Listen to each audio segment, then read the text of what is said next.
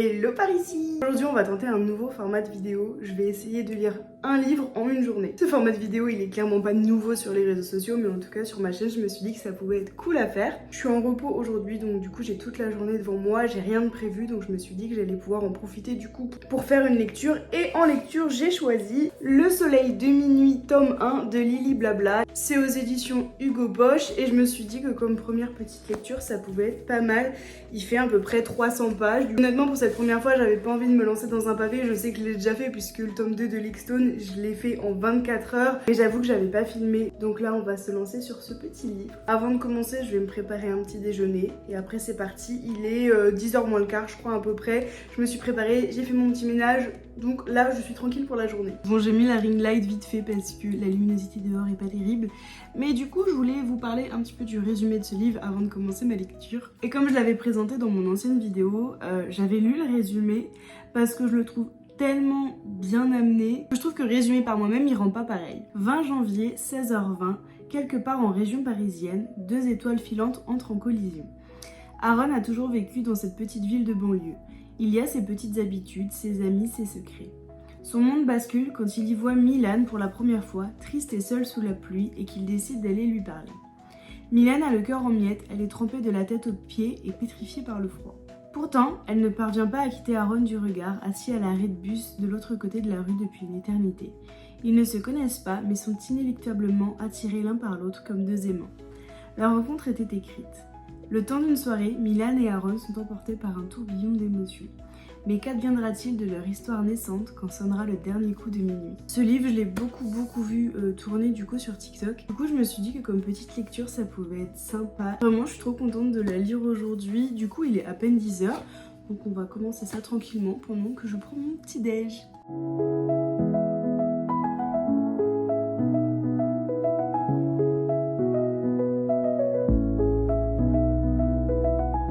Ne croyez pas que c'est parce que je vous reprends maintenant que j'ai avancé de 100 pages, pas du tout.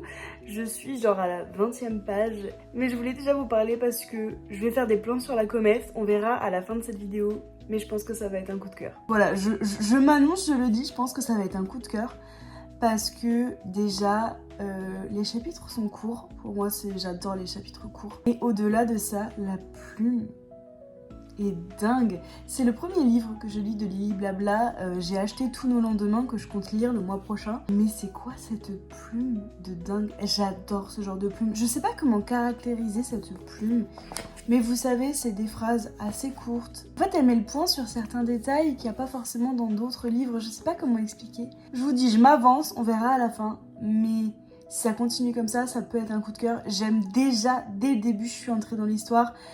Et je trouve ça incroyable, voilà. Donc je vous reprends un peu plus tard, mais je pense que je vais adorer cette lecture.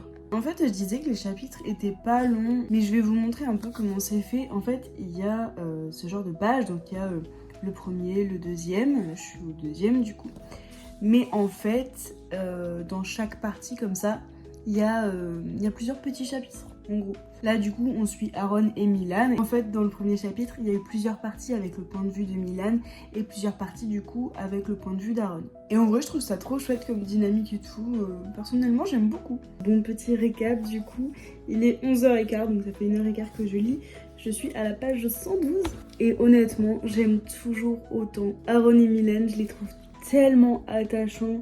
Leur relation là qui se crée en quelques heures finalement, je la trouve incroyable. En fait, le côté psychologique, il est abordé, mais d'une façon assez douce finalement. On sent qu'il y a des légers traumas qu'on connaît pas forcément encore, mais c'est amené d'une façon assez douce, et c'est ça que j'aime beaucoup dans ce livre. En fait, c'est que tout est doux, tout est bienveillant finalement, je sais pas trop comment l'exprimer. Mais en tout cas, j'avais vraiment ce ressenti avant de le lire que ça allait être une lecture douce, vraiment sans prise de tête, qu'elle est juste touché en plein cœur, et c'est vraiment le ressenti que j'ai tout le temps là au bout d'une centaine de pages. À part s'il y a quelque chose à dire avant, je pense que je vous reprendrai vers les 200 pages.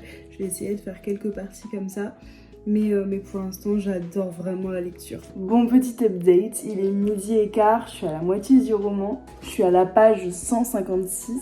J'aime toujours autant. On commence à en apprendre plus sur les personnages, sur le passé de Milan surtout, sur le pourquoi elle était assise en fait dans ce parc à pleurer. Le côté romance commence aussi, et vraiment, c'est une pépite. Vraiment, je reste sur mon idée que ça va être un coup de cœur à voir par la suite. Là, je vais faire une petite pause pour manger et je reprendrai la lecture après. Je reprendrai quand j'aurai un petit peu avancé. Mais je suis contente parce que du coup là c'est la partie 1, mais je sais qu'il y a la partie 2 aussi.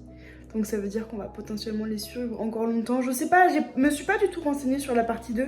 Je sais pas si c'est un spin-off sur d'autres persos. Il y a des personnages secondaires, mais ils ont pas non plus un impact immense sur l'histoire. Donc je sais pas si le deuxième est encore sur les mêmes personnages ou un spin-off, faudrait que je me renseigne. Bon petit update de ma lecture. Du coup il est 14h. J'ai eu le temps de manger, de faire quelques trucs que j'avais à faire.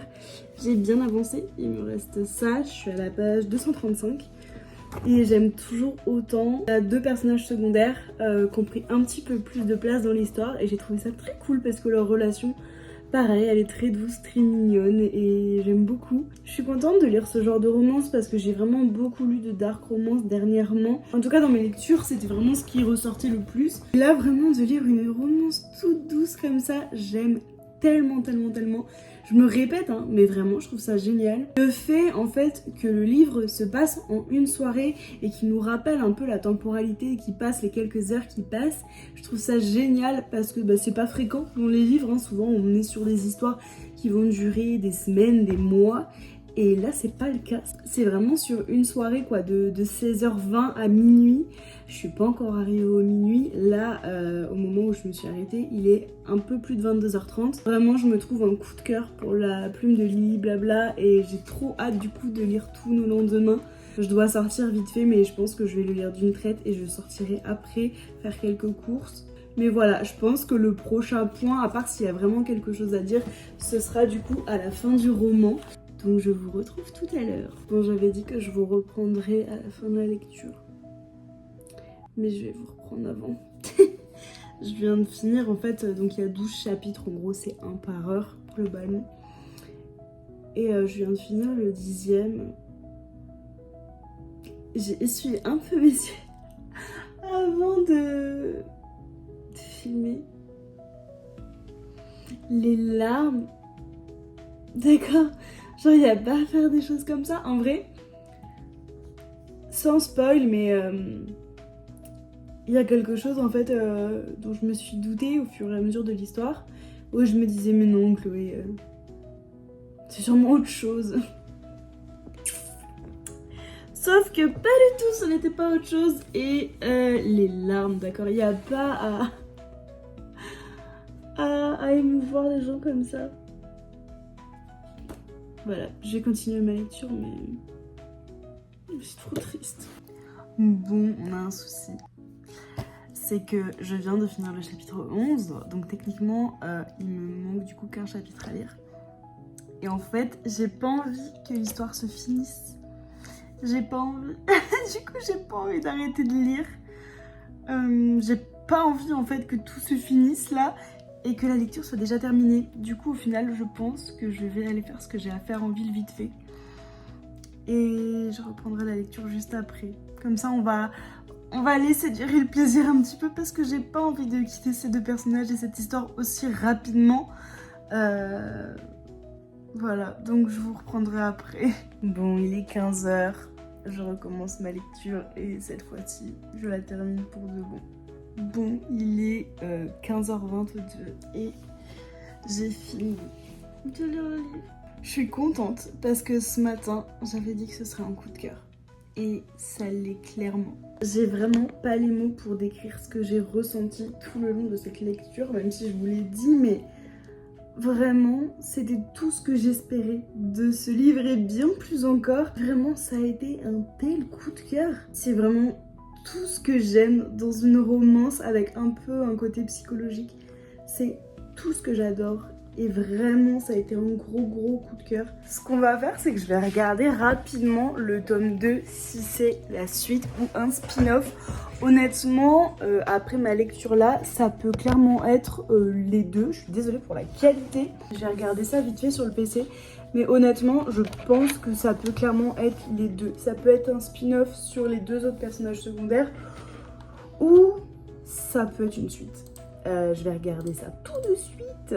Ok, donc je vais lire le résumé, mais de ce que je vois vite fait, ça a l'air d'être une suite. Peuvent-ils se retrouver après une longue séparation? 20 septembre, 18h13, 2 ans, 8 mois, 1h et 53 minutes. C'est le temps qu'il aura fallu à nos 2 étoiles pour se retrouver. De retour en région parisienne pour de bon, Milan n'a qu'une hâte, commencer enfin sa nouvelle vie ici. Et qu'importe si elle se trouve si proche de la maison de son père. Elle est déterminée à vivre cette grande aventure à 100% en dépit des cicatrices du passé. Et les quelques lignes griffonnées sur le bout de papier qui ne la quittent jamais sont la promesse qu'elle ne sera pas seule. Aaron a passé les dernières années à remettre de l'ordre dans sa vie, et c'est grâce à Milan et à ses mots comme des pansements pour le cœur qu'il a trouvé le courage de faire son deuil et d'envisager un futur moins nuageux. À l'aube de leur retrouvaille tant attendue, il n'a plus qu'une idée en tête, l'accueillir et lui offrir la place qu'elle mérite, dans son quotidien et dans son cœur.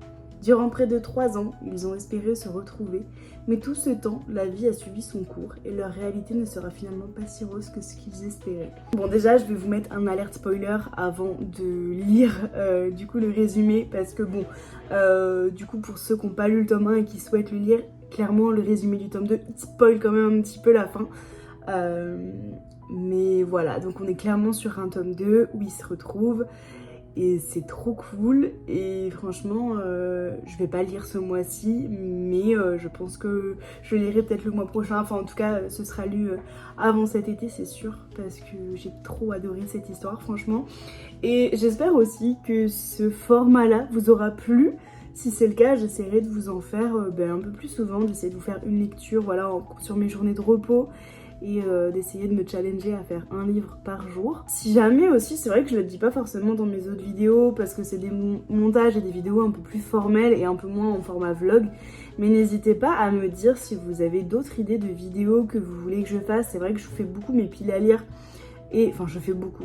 J'ai fait mes piles à lire et des retours en fait, de mes lectures. Mais si vous avez d'autres idées, n'hésitez surtout pas. J'adore faire des vlogs, j'adore discuter. Et pour le coup, c'est vraiment un format que je voulais faire aussi sur ma chaîne. En tout cas, j'espère que ça vous aura plu. N'hésitez pas à vous abonner, à liker et tout ça si c'est le cas. Et moi, je vous retrouve la semaine prochaine pour une nouvelle vidéo. Je vous fais des bisous!